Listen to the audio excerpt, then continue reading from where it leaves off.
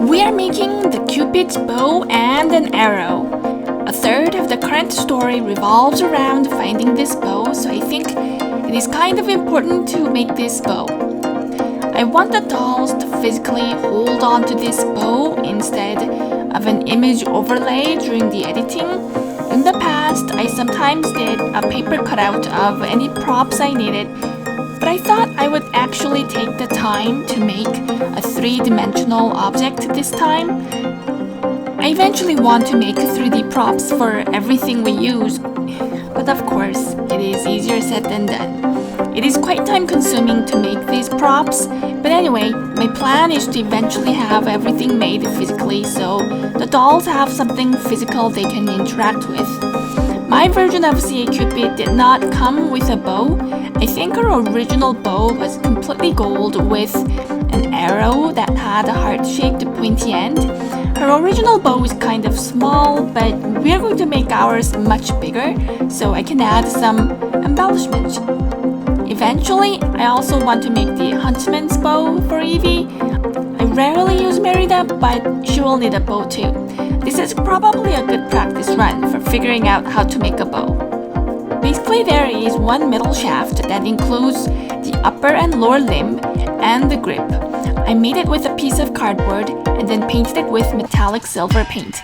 And then I used stainless steel wires to make some golden embellishments. They serve no function other than looking pretty. It is a Cupid's bow, it is magical, so I want these embellishments to make the bow look like it had some magical powers. Basically, I bent metal wires to create pretty arcs. I made two of each for each shape, so they can be attached on both sides of the bow. So you get the same look from both the left and right sides of the bow. And then where they meet on the front, I tie them together so they look like they are merging into one part. Basically, there are two embellishments on the upper limb and two on the lower limb. On the center, near the grip, there are two embellishments that look like a heart. The wire embellishments are wrapped around in paper so I can paint them gold. I made the bow shaft in paper so the bow is lightweight. Even though these wires feel really light on their own, they kind of add up when they are many. The dolls can only hold on to very lightweight objects without their arms giving away, so I have to think about the weight of the final product. The arrow eventually became a little bit on the heavier side with all the embellishments, beads, and strings, but the dolls were still able to hold on to it. I want some parts of the embellishment to be thicker, so I glued some pieces of cotton balls to thicken up some areas. And then I painted the embellishments in gold again. The outer edges of the embellishments are painted pink. Before I glue those embellishments onto the bow, I painted the bow with some simple geometric shapes and lines. The metal limbs looked a little too plain. I originally wanted to paint some indentation on the bow with some wizardry-looking fonts, but that was not easy, so I settled for painting some geometric lines in red instead.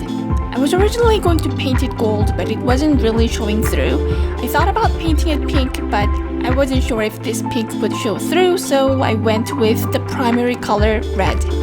I also thought about adding more smaller embellishments to cover up the metal shaft, but it was kind of difficult because of the small size of the bow. Next, I glued the golden embellishment onto the bow.